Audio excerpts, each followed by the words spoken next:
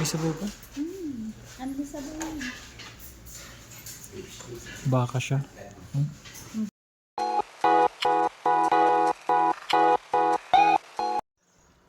So yan, good morning, good morning, good morning, good morning!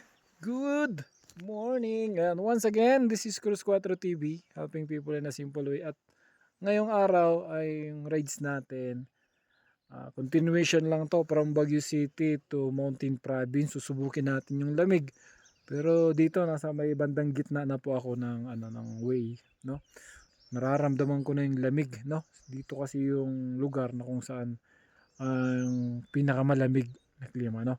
So medyo nabibingi na rin ako kasi parang nag-iiba na yung temperatura dito, no? So kung mapapansin nyo, nasa likod ko yung bundok. Grabe. Grabe ano. Ayun, no? So yan. Syempre kung bago pa lang po kayo sa aming channel, huwag nyo kalimutan mag-subscribe, like, and share, and follow po kami sa aming Facebook page account. Para sa mga susunod naming video at rides, sa mga susunod naming mga charity, samahan nyo po kami.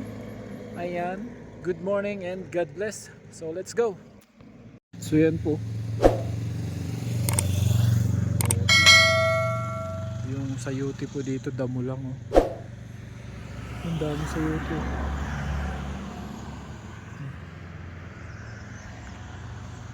Sayote yan, oh.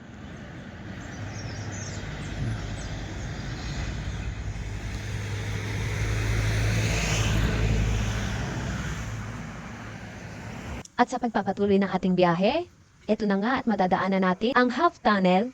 Dito lamang po yan sa Atok, Province of Benguet. At ayan, mag-selfie-selfie muna tayo.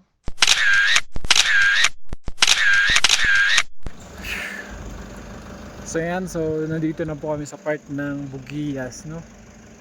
So kakain muna at sobrang lamig na, hindi na kaya ng sobrang lamig na po. Kakaiba yung lamig, no? So dito sa part na to mapapansin nyo bundok. Pero yan po yung mga taniman ng mga repolyo, no? Stop over muna. Pahinga. Kakain muna. Kain muna, no? Zoom natin, tingnan, no? Oh. Grabe, no?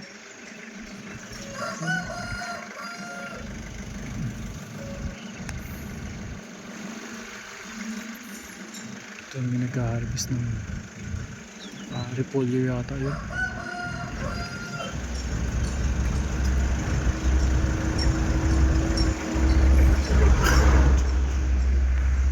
At dahil nakakagutom nga ang biyahe, tara, kain muna tayo. Dito rin sa Benguet at ang kanilang specialty, syempre, baka. Iba't ibang luto ng baka at syempre ang pinakamasarap, syempre may sabaw. Yung kanilang nilagang baka. Tara, kain na muna tayo. At syempre, andi sabaw dito. Oh my God.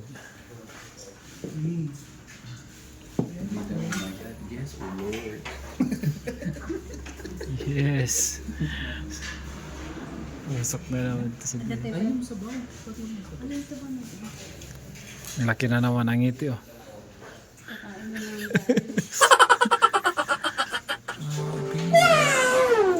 May sabaw pa? Ano ba sabihin? Baka siya. Laman. Tsaka laman loob. Mix. So, ito na nga at di ko na napigilan yung gutom. Kinamay ko na yung buto-buto. Napakalaking hiwa talagang sog ka dito. Pag dito kayo kumain, kung sakaling mapapadaan kayo dito, no? At sabayan mo ng higop ng mainit na sabaw. Na talagang tamang-tama naman yung timpla dahil dito sa kainan na ito ay sariwa. At sila mismo yung nagkakatay ng baka.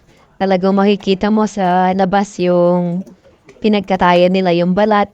And then nakita rin natin yung pagdating ng kanilang dalawang supply na baka dito. Ano po?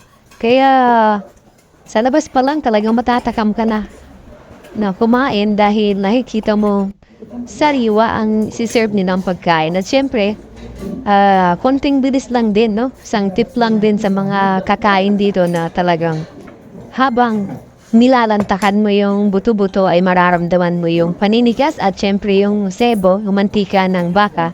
Kaya kailangan mo sabayan at higupan ng mainit na sabaw.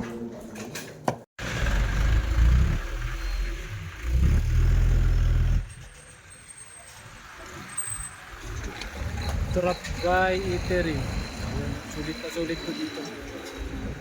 Pag kayo napadaan dito, kahit po kayo. At mamaya pa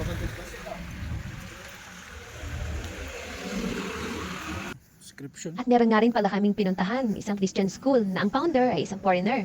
Ipinatayo niya ang paaralan ito para sa mga kabataang gustong makapag-aral. Pero dahil nga sa hirap ng buhay, hindi matustusan ang mga pangangailangan nila sa pag-aaral.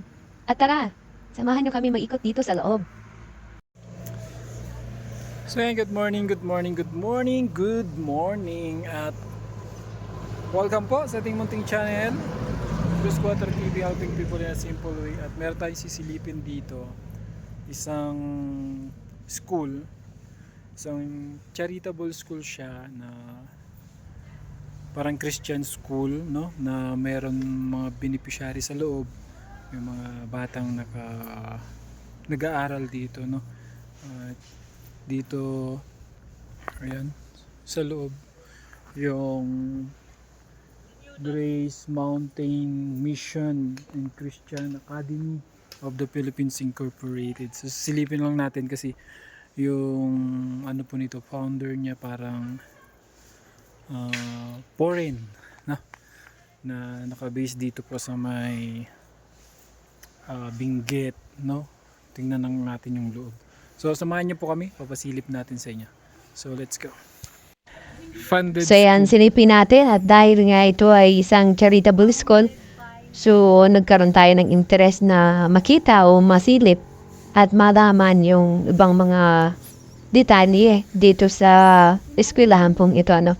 So marami silang beneficiary dito, talagang makikita nyo sa disenyo ng school ay talagang pang Harvard, kumbaga hindi siya yung disenyo ng common na eskwelahan dito sa Pilipinas. Talagang masisilip mo yung mga parang talagang nasa ibang bansa ka. No? Dahil yung founder nito is isang foreigner. So naging charitable school siya. So dahil nga sa kahirapan ng buhay ay kinakapos, no? At kulang yung mga naiipon. At sa pagkakaalam natin o nakwento sa atin ng isa sa mga staff ng school nito ay yung pinaka-founder po ng school ay parang nagpaalam na. No? So yung nagmamanis na lang nito ay yung mga natitirang mga supporters o namamahala ng school. No? Kaya nagkaroon tayo ng interest dahil nasa line of charity tayo. So nagbabakasakali tayo na kung ano yung makayanan or malikom ng channel ay baka sakaling may tulong natin dito. Yung mga gawain dito ay yung mga estudyante mismo yung gumagawa. Kaya nagtaka tayo dahil may palafon at may mga sinibak na kahoy. So, ibig sabihin yung mga estudyante yung gumagawa. Parang yelo din yung palakol. Parang yelo din eh. Okay. Dito ba yan?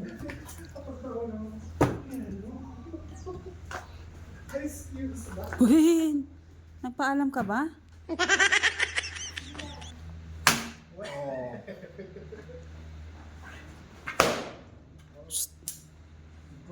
Huwag mo sirain.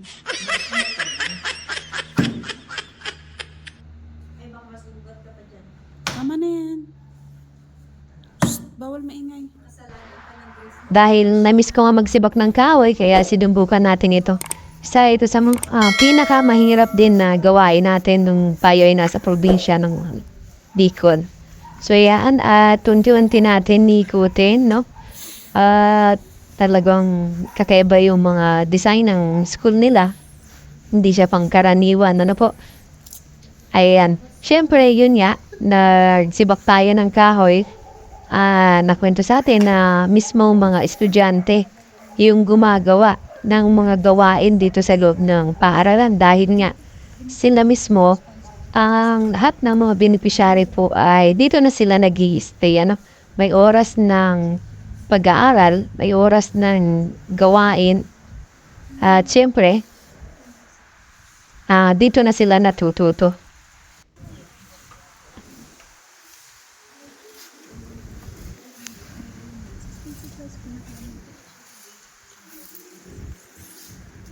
Oscar!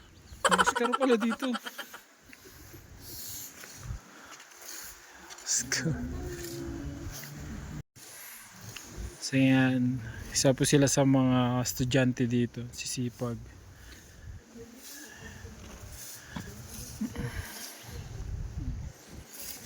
Sila po yung naglilinis. Hello sir!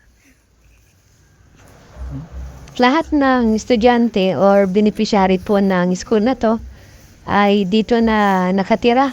Dito na sila nag-aaral at dito na rin sila tinuturuan ng mga gawaing bahay at tamang pag-uugali. And take note, yung mga estudyante dito, syempre, ang itinuturo nila ay yung English language. Wow, English talaga. Para based dun sa nakausap natin para kayang makipagsabayan daw ng mga estudyante sa pandaigdigan or sa labas ng bansa, di ba? Dahil yung lingwahe natin or yung pangkalahatang lingwahe or international language ay English. Kaya kayang-kaya makipagsabayan ng mga estudyante dito. Ano po? So, yun nga. Halos dito na sila nakatira.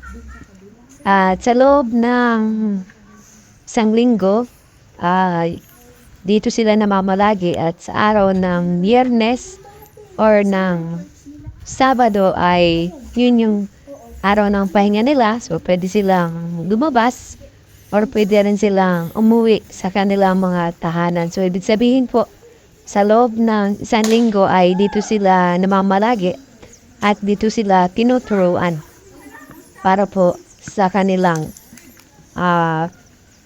karagdagang or mahasa ang kanilang kaalaman at ang kanilang pag-aaral.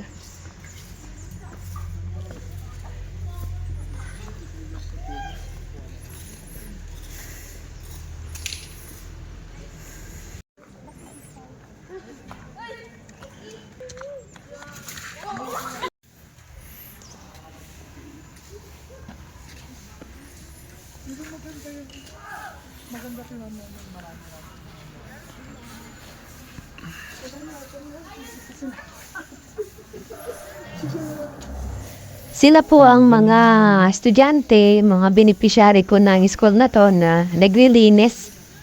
Talagang tulong-tulong din sila at sila yun na mismo yung nangangalaga ng kapaligiran o kalinisan po ng school na to. Ayan, masisipag po, no? So, ayan po. At siyempre po sa lahat ng makakapanood po ng video namin or ng video nito, so nag-i-invite po tayo ng mga taong may mga busilak ang puso, no, para makaipon po tayo, makapag-share ng pagmamahal, no, pambili ng gamit, ng mga school supplies, mga office supplies, na magagamit po ng mga bata sa pag-aaral po dito sa school na to. Talagang makikita naman natin na sobrang sisipag nila at mga deserve nila ng pagmamahal. So, yan lang po, no? So, maraming salamat po sa mga kapanood at syempre, share nyo na rin po, no? At nag-i-invite din po tayo ng mga beneficiary dito sa school na to. Ano po, pwedeng para dito po makapag-aral. Ano? Sipag po nila. At syempre, huwag niyo pong kalimutan mag-subscribe, like, and share, and follow po kami sa aming Facebook page account para po sa mga susunod naming video at sa mga susunod naming charity na. So, maraming salamat po. And God bless po sa ating lahat. Ayan, no? So, pa-exit na po ako, palabas na. At talagang makikita nyo yung kapal ng hamog. Grabe. Halos mabot mo na yung ulap.